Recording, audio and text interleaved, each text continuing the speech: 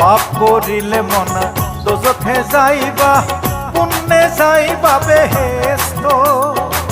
কান্দে দুই মুহুরি লেখন কাজে, সদাই আছেন তারা ব্যস্ত। তুমি পাপী হইলে মনা, তুমি পাপী হইলে মনা, তোমার পক্ষে সালিশ পাইবা না। হাইরে জীবন হইলে মরণ, কবরে শুইতে গেলে বালিশ পাইবা না।